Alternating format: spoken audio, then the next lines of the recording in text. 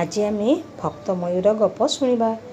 प्रभु श्री रामचंद्र पत्नी सीता एवं सान भाई लक्ष्मण सहित 14 वर्ष वनवास पर बन को बाहरिले। जाऊ जाऊ बनरे सुंदर गछटिए देखिले। गछ को देखि सीतामाता कहिले, एई गछ तले किछि दिन रहिबा। भाई लक्ष्मण छोट कुड़ियाटे तैयारी करिया पई डाल संग्रह रे लागि पड़िले। सीतामाता कहिले, मोते बहुत शोष लगुछि। यह शुणी सान भाई लक्ष्मण संगे संगे पानी आनिबाकू बाहरी पड़िले। सेई गछ डाल रे गोटे मयूर बसी सबु देखुतिला। मयूर देखिला लक्ष्मण नदी बोही जाउथिबा दिगकू जाउ नाहंती। से दिगरे गले पानी मिलिबो नाही। मयूर तो किछि करि परिबो नाही।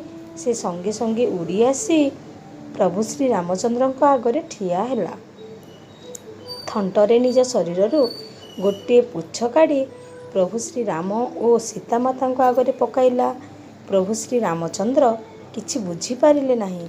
मयूर बारंबार गोटे गोटे पुच्छ निज शरीररू काढ़ी तली पकाई आगकू बाट बताई नेउथाए। प्रभु श्री रामचंद्र एवं माता सीता मयूरर पछे पछे जाउथांती।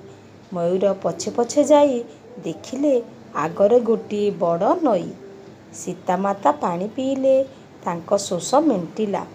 प्रभु श्री रामचंद्र देखिले मयूर देहरु रक्त बाहरुछि। मयूर को हाथरे धरी ताहार रक्त पोछि सेवा जत्न कले। कहिले, तुमी तुम शरीरर समस्त पुच्छ बाहर करी आमको रास्ता देखाइल। सीतांकर शोष मेंटाइबा पई केते कष्ट पाइल। सेइथिपाई मु तुमको आशीर्वाद करुछि। मु जेतेबेले मोर जन्मरे मोर आर जन्मरे अन्य अवतार नेबी,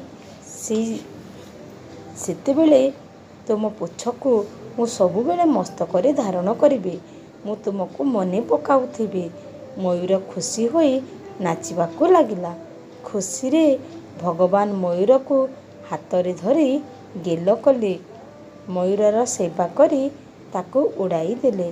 द्वापर जुगरे प्रभु श्री राम भगवान श्रीकृष्ण अवतार नहीं सेही मयूर पुच्छ को मुंडरे धारण कले।